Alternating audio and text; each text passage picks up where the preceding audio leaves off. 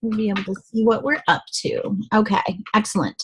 So I will, since I don't know how you guys appear to each other, like in what order or whatever, I'll just call on you. If you don't want to talk, just say, pass. But otherwise, just tell us a little bit about yourself, what you write, what you're doing with your mailing list right now, and, whatever seems interesting to you. Let's start with Hannah. Hannah, are you up for chatting? You're muted currently. Can you hear me? I can hear you now. Okay. Well, I'm going to do this fast and then go back on mute. I have a 2-year-old and a 1-month-old. Oh, that is my life. So if he runs in here screaming, that's what happened. And I have been publishing romance novels a lot in the paranormal and sci-fi area. I have a pretty strong and happy list. They get lots of baby pictures, which is weird because now my list is huge and I'm sending baby pictures to thousands of people. But I love my list because it has given me a lot of monetary success. So just here to get better engagement and, use it to really connect with people. So. Okay, awesome. I saw your adorable baby in the forum. Nice work there. JJ, Austrian, how about you? You're also muted. All right, can you hear me? I can. Okay, great. Yeah, my name is JJ Austrian. I have a 14-year-old and 11-year-old, so I'm past the baby stage quite a bit. So now I'm basically a chauffeur. And I have a picture book out called Worm Loves Worm. It came out just 2 years ago, and it was kind of unexpected. I was getting my MFA in creative writing for young adults and children, but I was focusing on young adults. And one of my advisors made me write a picture book, and naturally that's what sold. And so I quickly got a website together, have an email list. It's only about 100 people, and I'm finishing out the young adult fantasy right now. So I'm trying to figure out, do I switch? Do I have a new emailing list? And so that's one of the reasons that I'm taking the course. And I really don't send much out to my list at all. I'm bad about that. So I need to get good about that as well. Lots of people do. You're not alone by any stretch. So don't worry about that. Okay. I am also a chauffeur, so I feel you. Once you get to that certain age, you're just mom taxi and that's it. Yesenia, how about you? Introduce yourself. Hey, you guys. I'm Yesenia. I'm a little bit like Hannah. I have 2 littles. One is 6. She's in kindergarten, and it's her bedtime. So now I'm just down to the 21-month-old. So she may pop in here as well. I write young adult romance. I have a couple of series, so about 9 books and like a box set, and then a new series. So I have a new release out for that new series that just came out a couple of weeks ago.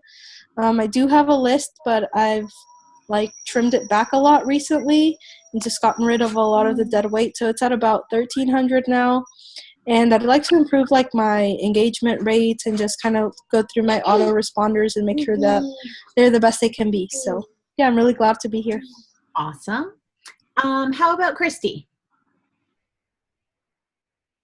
You're muted, Christy, if that matters. Okay, can you hear me now? Here she is. Yep, I can Okay, hear. I'm going to try to take my little camera thing off. I didn't know that we were looking at each other. I have a little thing We here. don't have to. If anybody is camera shy, they can stay off. Well, I'm in my pajamas in bed, but that's cool, right? We can do this. Totally I'm a fine. chauffeur too. I feel for you guys. I actually muted myself because I was screaming at my 13 and 14-year-old daughters, and there were definite swear words involved right when this started, so I was muted.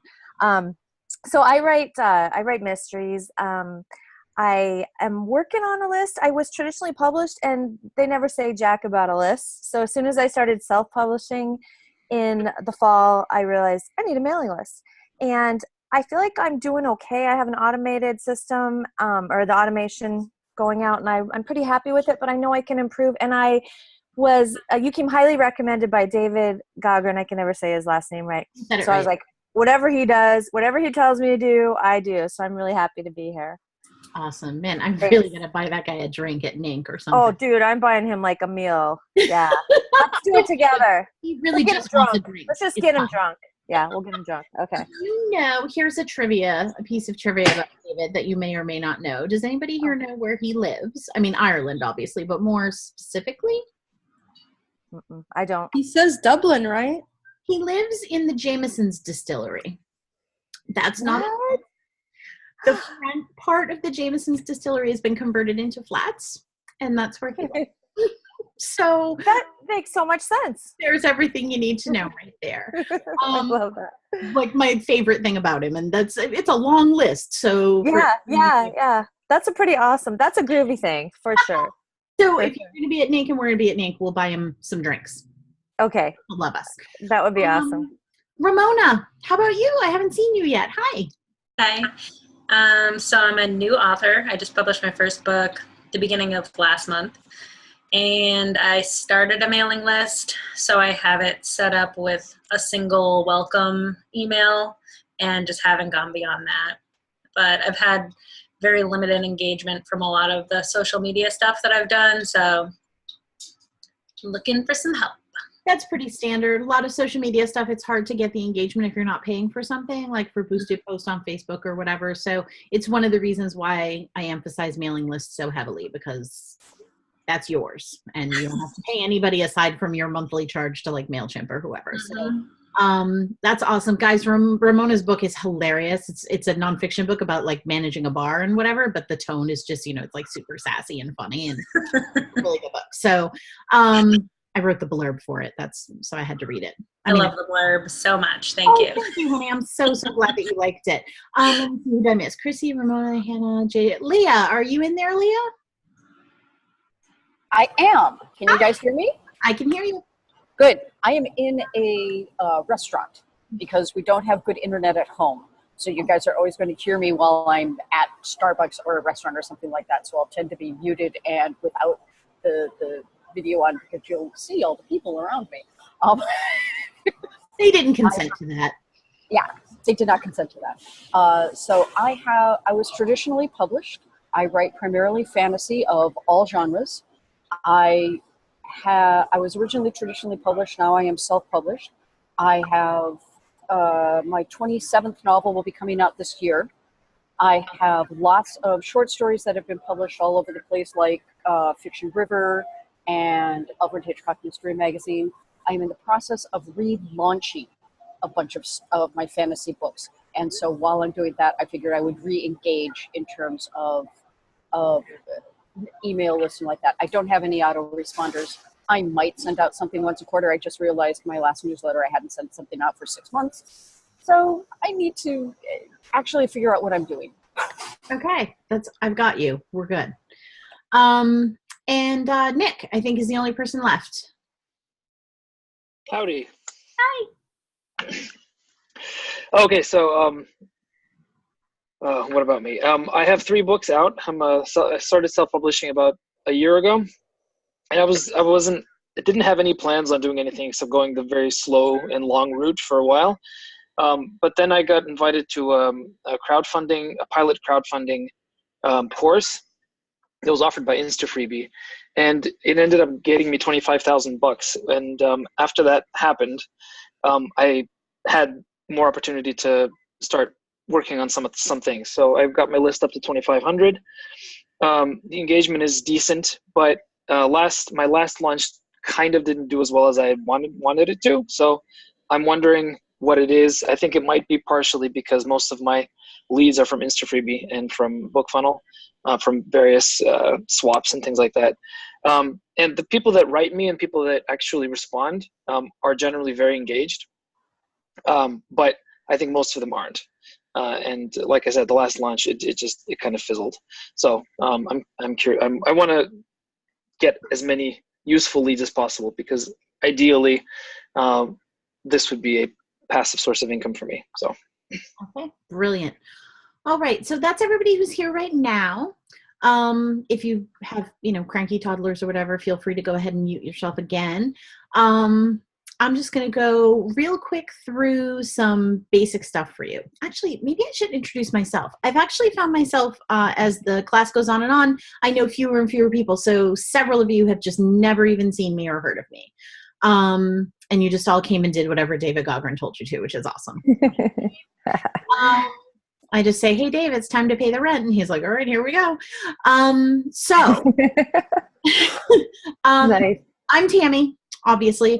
If you did know me from anywhere, it would be like maybe with Sterling and Spoon, or from I do editing for some, that's okay. I do editing for some folks in the self-publishing space that talk about me, like Chris Fox and Wayne Stinnett. I write blurbs. I dabble in book covers. I do consulting work. So basically I do a bunch of stuff that's sort of writing adjacent in the indie space to fund all the books I write that like don't sell. So I'm not qualified to teach really very much about how to sell books. So instead I went with this, which I am actually really good at and which I enjoy a lot. I think about mailing lists a little bit differently than a lot of other people do. So the first thing I usually tell people is, you're going to hear me say things and you're going to say, oh, I really don't think I would do that. Or, oh, that doesn't sound like the kind of mailing list I would join. Here's the important thing, and it's the foundation that we're going to build everything else on. You are not your reader. So you need to remember that. The tricks that work on them, and when I say tricks, I don't mean anything unethical. The tricks that work on them wouldn't work on you because you're an author and because you're subscribed to a lot of different mailing lists and you know all of the ninja tricks that people use when they're, you know, trying to be salesy without being salesy and all of the sorts of things that you do in a newsletter. The good news is readers don't know those tricks. Readers don't see that. They don't see that. They don't consider the things that you think would be off-putting to be off-putting. So I get a lot of authors, for example, who come to me and they say, well, I can't really do much with my list because I told them when they signed up that I would only email them when I had a new release.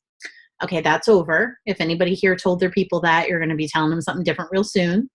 If you only email them with a new release, then every single time you email them, you're asking them to buy something.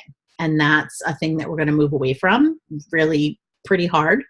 As you go through this class, you're going to learn that the thing that for me really makes a successful mailing list is a proper, what I call the give to ask ratio. So we're going to put you in a position where most of the time when people open your emails, you are giving them something.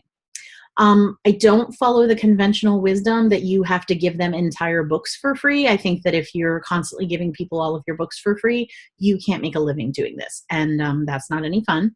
So we talk a lot about other things that we can use to reward our mailing list. Things as simple as pointing them towards a bargain on someone else's book. Things as aligned and like really narrow to your list's interest as like an extended epilogue or a side story. Free first in series, I'm a pretty big fan of because people are pretty, you know, they will do that fairly standard, although issues of Kindle Unlimited and not Kindle Unlimited obviously come into that, and we'll dig deeper into those things as we go. But basically, remember that you are not your reader, and that anything that I say to you that makes you feel like you want to give me a little bit of pushback about that, like, oh, that's the kind of newsletter I'd unsubscribe from. Well, the good news is you're not sending it to yourself, so let's not worry so much about what you would unsubscribe from. Probably the most important foundational element of every class I teach and every consultation I do is telling people we do not make business decisions based on our own consumer behavior. That's really, really important. So if you keep that in mind and remember that the people on the other end of this equation are not authors and they're not you, they are readers, and they have very specific psychological triggers that we can kind of pull, and I guess you push. No, you pull triggers. They have levers and triggers, and we push them and we pull them. Then we'll go a long way. We'll do a lot better. So the first question people usually ask me when they show up talking about mailing lists is, which mailing list provider is the best? What are they technically called? Email marketing services, right? So which email marketing service is best? Should I be on MailChimp? Should I go to ActiveCampaign? Should I go to ConvertKit? That's the wrong question to start with. That's definitely not where we start. That's a question that could be answered once you know what you want to do with your list and what you need your list to do for you. So your actual first question needs to be, what do I want my list to be like? what do you want from your list, apart from for them to buy your books, because we all know that part. How do you want your list to respond to you? How do you want them to see you? Who do you want to be, to your list? And how are you going to make sure that you build that exact list that you want? How often are you going to send? What's the tone of your email going to be? Chatty, funny, serious? Do you write long emails? Do you write short emails? Do you send frequently? Do you release frequently? That's an important question. Are you wide, or are you exclusive to Amazon? Are you cross-genre? Do you have pen names? There's a bunch of questions. And actually, I'll interrupt my own self to say that I've created for each one of you, I've created a board on a service, a website called Trello. If you already have a Trello account, just let me know, because I'll make sure to send the invite there. Otherwise, I'll just send it to the whatever registration email you have for this class. But so when this is all said and done and I give you links to your Trello boards, all of these questions are going to be there and you're going to answer them for me, along with some questions about your subscribers, like who's your ideal subscriber? We're going to make reader avatars, which is super fun. If you have a really big list, like Hannah's big responsive list, Hannah may actually have actual readers. I do, for example. I don't have reader avatars anymore because I've got 4 or 5 people that I know are going to open that email and probably reply to me. And so I think of them when I craft an email. For those of you who are just starting out or who don't have terribly responsive lists, we'll make some reader avatars, which sounds very like woo-hoo, but it's actually really cool. Where do people find you? When you know where they are, you can go to where the people are and you can engage with them. Why would they sign up to your list? What value are you offering them? What is it that they want from a list? Because it does vary from genre to genre, and even from author to author. What else? How are you going to make them feel special? Why should they open your emails? These are all questions that once we've asked all of those questions, then we'll say either, am I with the right provider? Because most of you will have one, or who should my provider be? Now, moving, let me just look at my notes real quick here. Moving is not as hard as maybe people would have you think it is, but it's also not a whole lot of fun. So I'm not here to tell you like, no, sorry, you have to go to Active Campaign. Like if you're where you want to be and it's good enough that you can do all the things you need to do, or at least jerry-rig a solution for yourself, I'm not going to make anybody move.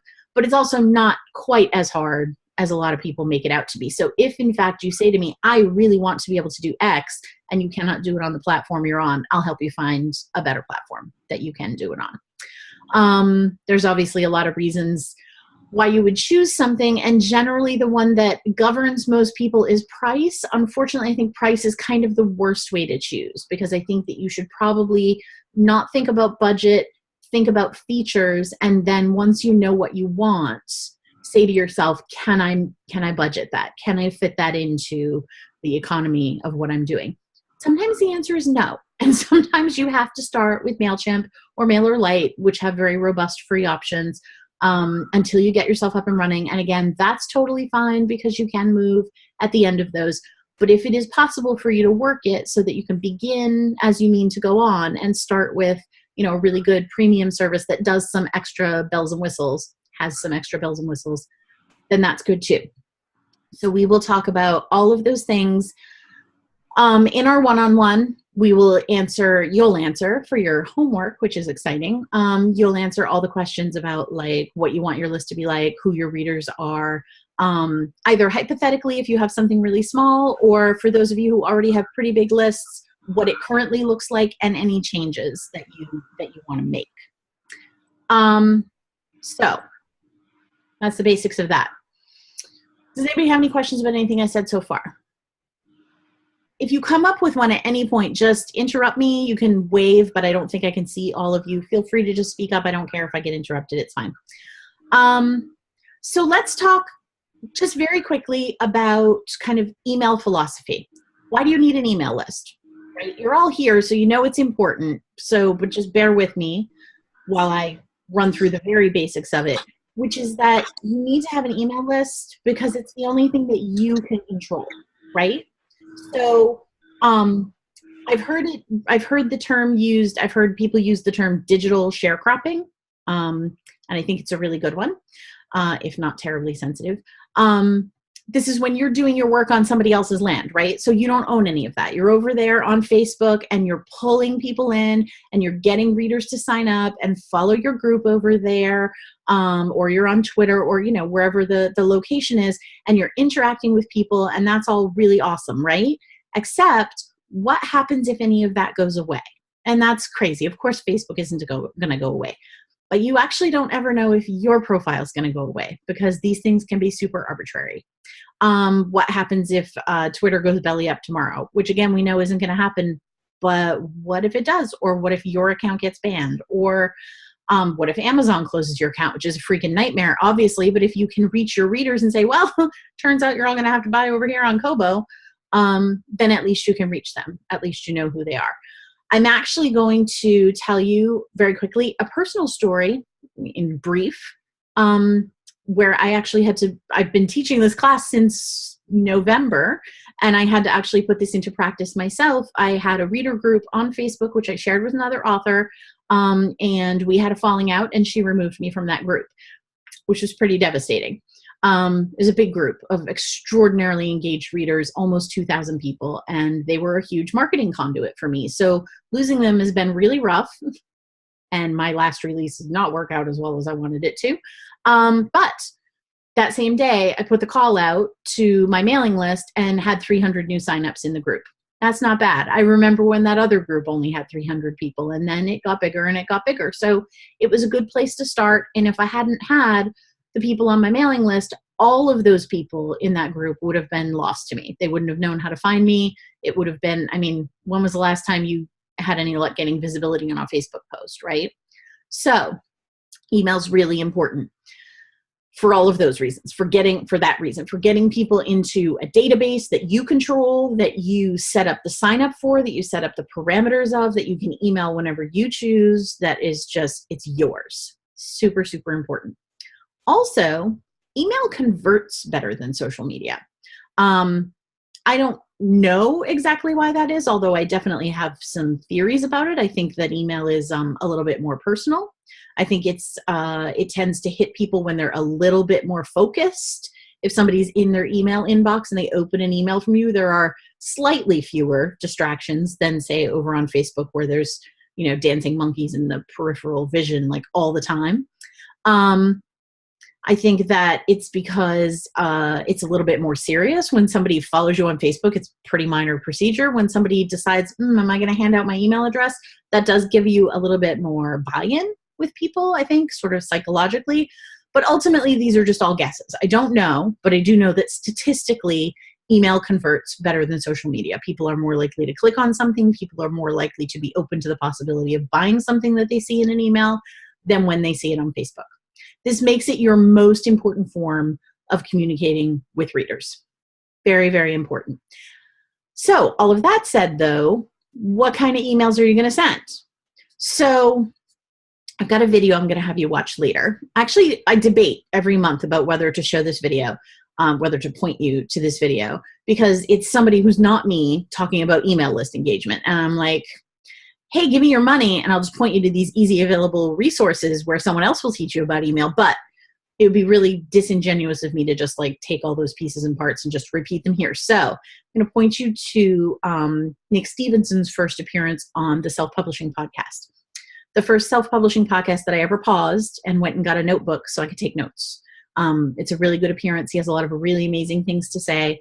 I know that Nick teaches some courses and I've never taken them, so I don't know. I mean, I can't really recommend those, but I've never heard anyone say anything bad about them, so I'm not going to not recommend them either. But he's super smart. He's actually very savvy. He really understands about things like engagement and things like getting reader responses and just really how to kind of deal with people in that sort of back and forth environment as opposed to a social media environment. One of the things he says in that email is don't sound spammy. I would take it even further and I would say don't be spammy, because it's a lot easier not to sound spammy if you're actually not doing it. So you don't have to like disguise your spamminess with like some kind of, you know, disingenuous whatever. You're just legit not being spammy, which is a really good approach. So that's sound advice, but how do we avoid being spammy? And I think that this is kind of the cornerstone of what makes the way I do things a little bit different from the way other people do things. How you do that is that you stop thinking about yourself and you stop wondering what's in this for you. So my number one complaint from people is, I got this list of people and they don't do anything for me. They don't open, they don't click, they don't buy the books like I expect them to. What the hell are they on my list for? Not a bad question. What are they on your list for? That's actually a fine question, but they're not just there for you to sell to them. If they just wanted to know when you have something new for them to buy, they could follow you on Amazon. They could follow you on BookBub. They could make a note of what your name is and, look every once in a while to see if you've got anything new. They don't have to go sign up for your email list for that. If somebody goes and they sign up for your email list, the chances are very good that they found you interesting, that they think you might be an interesting person that they would want to hear more from. So this is the part where I give you the pep talk and I say, you're a rock star. So I think a lot of what holds people up in terms of interacting with their lists properly is that they assume that the list doesn't want to hear from them or doesn't want to hear from them often or doesn't find the things that they would talk about interesting. So instead they have these kind of artificial emails that they send out. If somebody signed up for your list, they think you're interesting, they think you're a total rock star. So you're going to start interacting with your people in a slightly different way. And that way is going to be really authentic and is going to be your genuine self. That obviously has a border, and that border is your own comfort level. So I'm not saying, like, Hannah is comfortable sending baby pictures to her list. So would I be, because I'm a total open book. Some other people might say, oh, not so much with the baby pictures. That's also fine. We'll figure out what your borders are. We'll figure out what your boundaries are, and we'll make sure to stay within those. But even within them, you can be super authentic. You can talk about things that you've seen, places that you've traveled, books that you've read, books that you're reading now, books that you're excited about that haven't come out yet. You can talk about movies. If your genre is also movie adjacent, if you write rom-coms, then you're going to talk about new rom-com movies. If you write superhero books, I hope you're talking about Infinity War. Like, all of these things sort of contribute to the readers, to the subscribers, being interested in what you have to say besides buy my book. Because buy my book is not a very interesting thing to say. Okay. Okay. All right. So I'm going to give you, I almost forgot this part. This is also in my notes in big letters. Email is a two-way street. So let me do a quick what if here. What if I, as a romance author, which I am, ask my subscribers, like maybe on the third email in an onboarding sequence, to tell me the most romantic story that they've ever heard, right? Which is something I actually should probably do. And like, I want to work on my autoresponders right now. But what if I were to say that to them partway through the autoresponder sequence, because we're talking about romance and I'm introducing myself as a romance author, and I say, tell me the most romantic story you've ever heard. What do you suppose is going to happen then? A bunch of people aren't going to do it. That's just bottom line. That's how that always works. But the people who do respond, they're going to tell me about, like, their grandma's love story, right? Or their best friend, or their own story because they married their high school sweetheart, or because their first husband was terrible and now this second one is a total Prince Charming, or whatever the case may be. Every time that you do that, every time you turn email into a two-way street that way, you accomplish a couple of different things. One of the things that you accomplish is that you cement those readers to you. They've now had a personal exchange with you, and you should reply to those. If you have a really, really large list, that can be hard. Gmail has canned responses to help. You can do copy and paste responses. That feels really unauthentic after I've just got done telling you to be your genuine self. But if in fact every person that replied to you a certain way, you would say back to them, that's so cool, I got to put that in a book someday, then copy and paste it. There's no harm in doing that. So they answer you, you answer them, you've now had an exchange. There's a very genuine super fan kind of cementing that happens when you start to have these exchanges with people. And that is real, and it's really powerful. However, as with so many of the things that I advocate, there's also a secret, like, technological reason for doing it. And that reason is that every time somebody opens and replies to an email from you, it tells their email service provider, Gmail, Yahoo, Hotmail, whatever it is that they've got, it tells those providers that they want to interact with you. It actually very clearly tells them that you are not an intrusion in their inbox, that you're not spam, that you're not just a promotional email, that this is an email that should land in their inbox, in their primary inbox, and not be shunted off somewhere where they can't see it. So this is why we treat email as a two-way street. This is why we are building superfans so that we can have those kind of interactions and then secretly, you know, also be doing this training, if you will, of Gmail. So very important, email is a two-way street.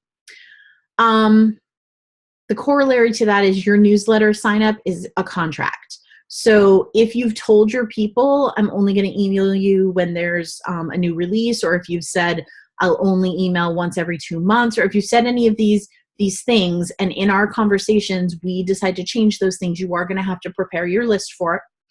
Dave is actually a really good example of this. Dave, because he's very smart about a lot of things, but really was dumb about email, was one of those, I'm only going to email on release people. And he writes these giant historical novels that like take 2 years to write.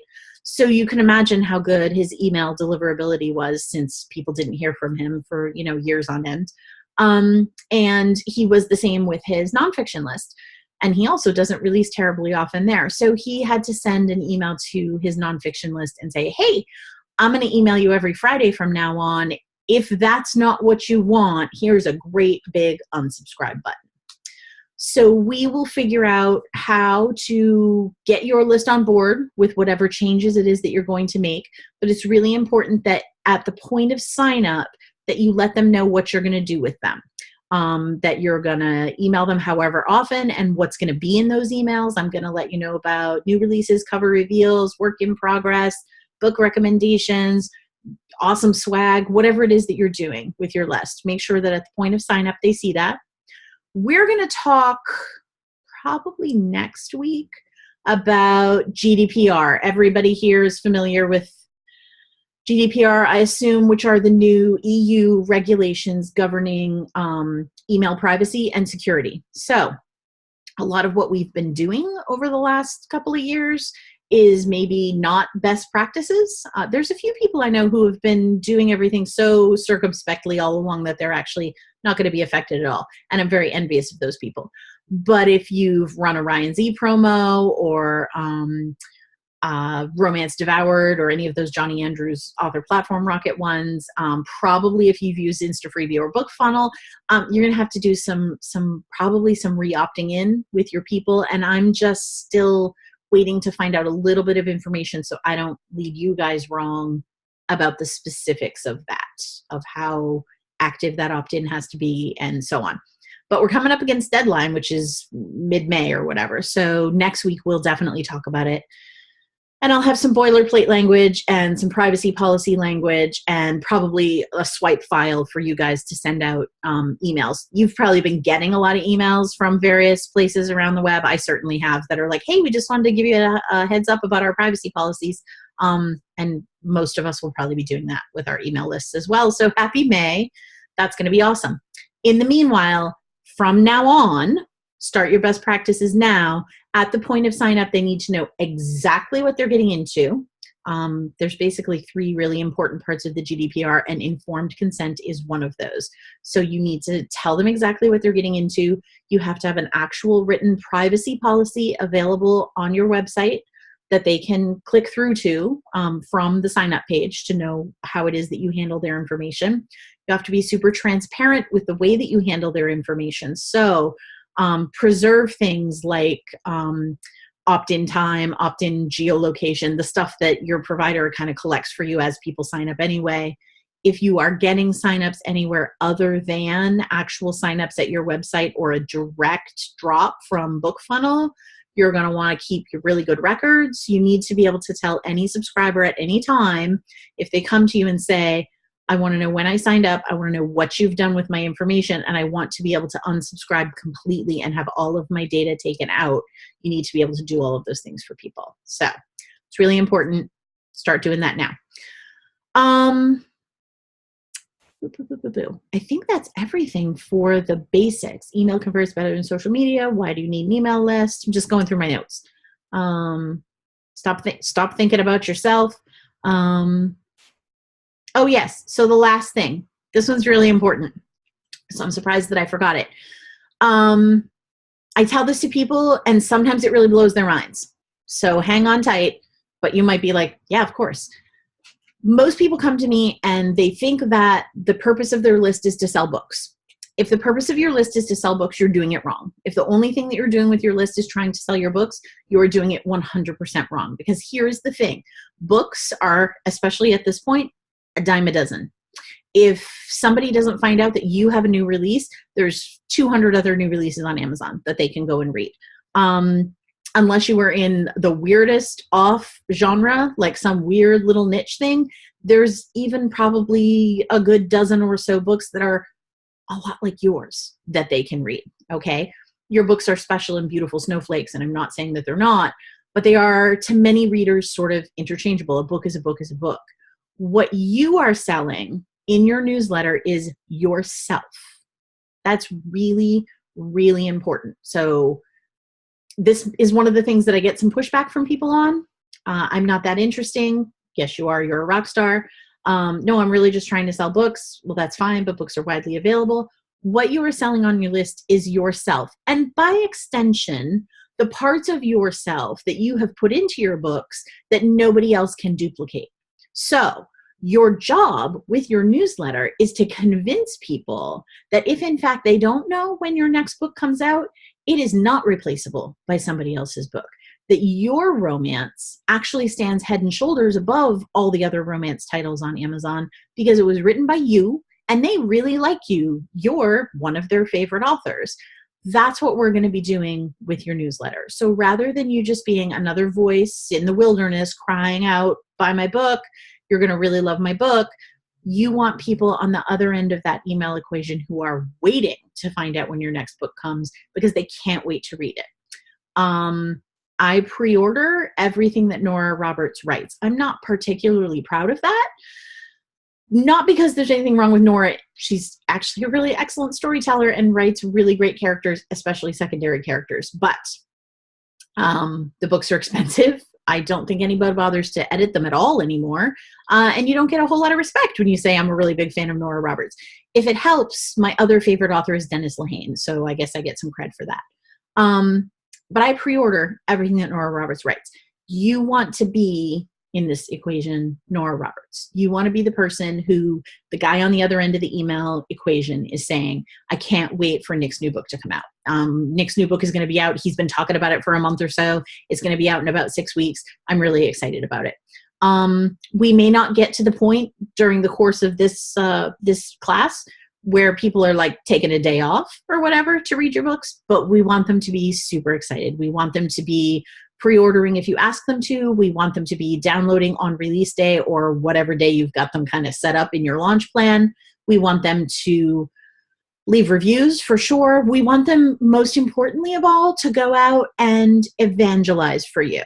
And those are the kind of fans that you really need to build in an email list, only because when your Facebook group goes away, for example, where do you go? Where do you go to get the people that are going to go out and grab their friends by the elbow and say, you've got to read this book. It's so cool. It's not just another vampire book. This one's really cool. That's what we're looking for. I think that's everything. Let me just run through my notes real quick again. They're very small down at the bottom so that I can see everyone, and I want to make sure I didn't forget anything. I did do everything out of order, so you're going to laugh when you see these notes, but whatever. No. All right. So yeah, that covers the basics and like philosophy. I guess there's a whole other section here. Newsletter signups, a contract. Okay. Yeah. So next week, what we're going to talk about is we'll talk about cookies, basically how to bribe people onto your list. I think bribes are awesome. I just think that bribing people with the wrong thing is a really bad idea. So we'll talk about cookies and how they work. I always call them cookies. Reader magnets is what Nick calls them. So we'll talk about cookies and about how they work and what are the best ones and what should you do to get people onto your list. We'll talk more about creating relationships with readers because that part is really important, and there are so many. It's hard to hold in your head at the same time. There's 10,000 people on my list, and every one of those people is like, a little point of light that has to be nurtured. So at the same time I'm talking to this giant amorphous mass, I'm also talking to an individual person who, has read one or more of my books and likes or doesn't like me to a specific degree. Again, the reader avatars will help us there because we are building our fan bases one person at a time. These are real individual people. So we'll talk about that. We'll talk about the sign-up process and delivering value, and then we will start into autoresponders. Yay, which is everybody's favorite part. Autoresponders actually takes up a really big portion of this class. So those of you who have already got super robust autoresponders, you make me look bad, so stop it. But I can usually find something to help you with regardless. Because they're really kind of my jam. I think that onboarding and the automation process is the place where you start to make super fans, and more importantly is the place where you discourage the people who are not going to become super fans, and you let them find you a different way. So you are not paying for a bunch of people who either don't open your emails or don't click on your emails because they just don't care about you that much.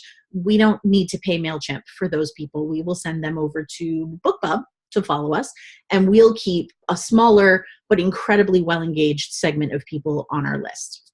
So that's that. So we'll talk about autoresponders, and autoresponders kind of fills the whole rest of the course depending on how yours are. If they need a lot of work, we're going to work on them for 3 solid weeks while we talk about other stuff. The week 3 topics are like list building and engagement, so you don't generally get a homework from that. Gives people an opportunity to continue to work on autoresponders. And week 4 is like maintenance, subject lines, how to stay out of the spam filter, what do I even say in these emails, how do I talk to these people every month, that kind of thing. And so that allows you, again, to continue working on the autoresponders if yours need a lot of work.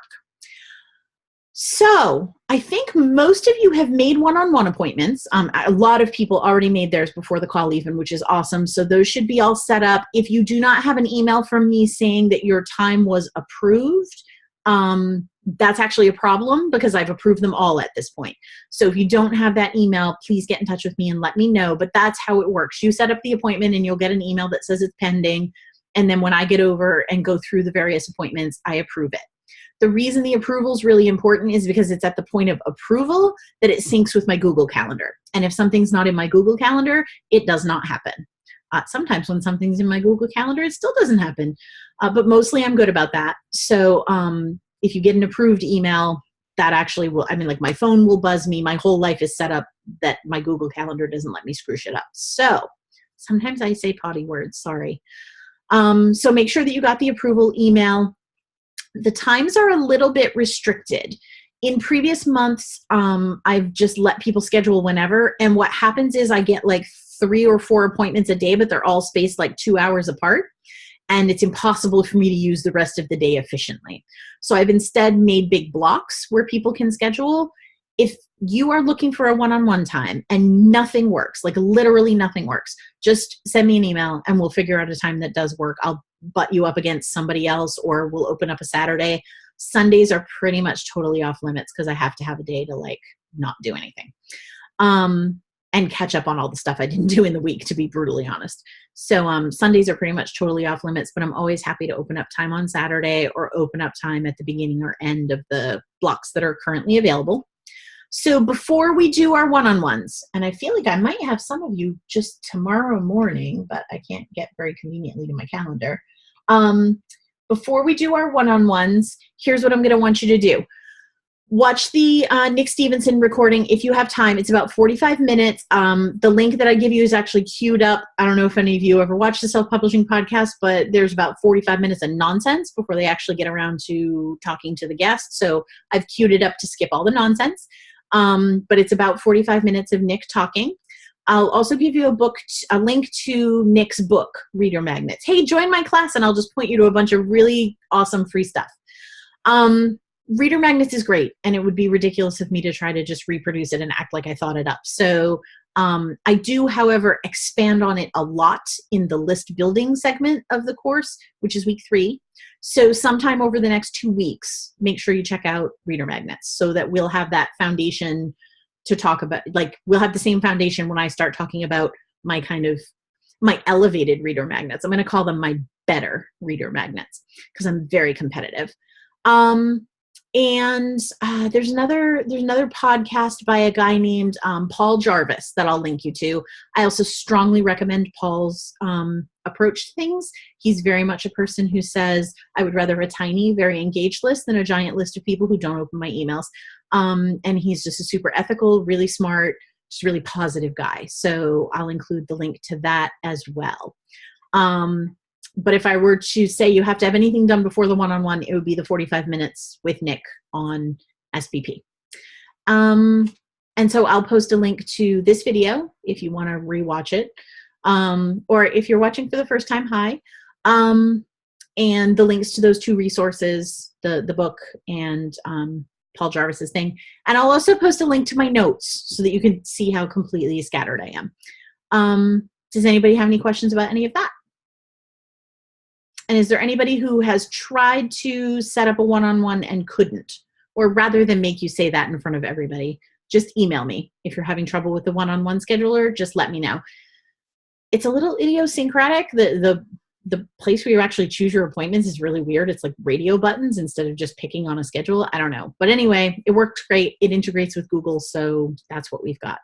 The spots, when you sign up, the spots that it reserves are 60 minutes long. We will probably only use the first 30, but I did find myself in a situation where if people were booking their 30 minutes too close together, if we ran over, it was a disaster, and I wasn't having time to prepare for the next person. So they'll just let them go ahead and schedule a whole hour for you. We probably only need the half hour, but if we go long, we go long. That's fine too. And I guess that's it. That's everything for week 1. Does anybody have any questions about anything basic? No? You're all good. Awesome. I love that. I have a question. Okay, Nick's got a question. Sorry. Okay, so I started out list building by blogging, and most blogging experts, so to speak, make a really big point about not talking too much about yourself, because you're more worried about the pain points of your prospective customers. Now, most of the people that I've been reading are internet entrepreneurs, so they have a very specific way of framing these things that isn't exactly helpful for authors.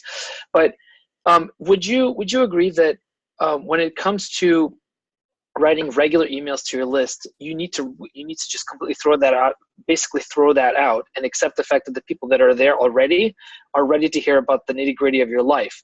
But maybe the autoresponder sequence is where you should be thinking more about them and their interests and their needs, and less about your everyday sort of worries and needs and that sort of thing. What do you think? Yes, I agree with all parts of that. So as to the first part about pain points, that's nonfiction talk. That's something like I have to think about, for example, because I'm writing a nonfiction book about mailing lists. So yay. So people who write nonfiction and people who sell widgets have to follow that very specific advice, because it is entirely 100% about solving a problem for the person on the other side. So that's completely accurate. And I think that you're right that in terms of as they're coming on board, you definitely don't want to welcome them with like super personal information about yourself. But I do think that introducing yourself during that onboarding sequence is one of the most important factors towards keeping the kind of person that becomes a super fan. So what I generally recommend for people, and obviously we'll dig into this very deeply next week, but what I generally recommend for people is a sequence of emails that actually do sort of take them through your development as a writer. If you have 2 different series, you might introduce one than the other. If you write across 3 genres, you might introduce them in a specific order. Reasons that you began writing, things that you love about being a writer, what your favorite book is. So stuff that's about you, but is very much not untangleable from your writing career. And then in your normal campaign blast, a lot of times, sometimes it will just be, I took this cool trip, or I just had a baby, or here's my dog. And people love all of that as well.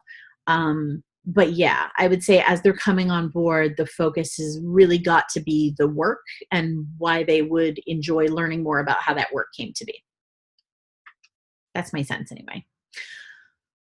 But it could also be a little bit different for you. So that's something that we'll dig into each one of you in your one-on-ones, and we'll talk very specifically about like where you found your readers, what their temperaments are like, what they're most likely to respond to. If you've got this kind of information, what they've responded best to in the past. If you can look through old emails and see subject lines that worked really well, or times when your open rate was really high, stuff like that. So there could be really individual answers to that for each one of you. That's part of why I do the course instead of just writing a book, because the one-on-ones are kind of the value proposition here. I mean, not that this isn't great, just listening to me talk and everything. But the one-on-ones are really kind of the value proposition for it. So if you have not yet scheduled, get yourself scheduled. If you have any trouble, email me and I will get you sorted one way or the other, even if I have to schedule it myself. And just make sure that you get in before next Tuesday's call, which is at 2:00 p.m. Eastern Standard Time. The schedule is in the forum. If you're having any trouble getting into the forum, or you're like, what forum? Again, just email me and I'll get you sorted. By the end of this week, everybody should be able to access the forum, know how to use the one-on-one scheduler, and know what they have to do before our next call. So if you have any trouble, whether you're here right now or you're watching this later, if you have any trouble at all, just email me and I will get you all straightened out. Okay? All right. The recording should go up about an hour from now, because that's generally how long it takes for Zoom to convert it, and then I have to upload it to YouTube. I put it on YouTube as an unlisted video, so don't share it. I don't know who would, I was going to say I don't know who would want it. You guys, that's who. So just don't share it, please. And I'll also include my notes and links to all of the resources that I talked about in the forum post. So just look for that in the next hour or so. Okay? Awesome.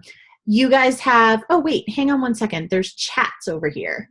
The swipe file would be awesome. Yes. Good question, Nick. Christy's very active over here in chat and I ignored her the whole time. So sorry, Christy. I will try to keep my eye on it.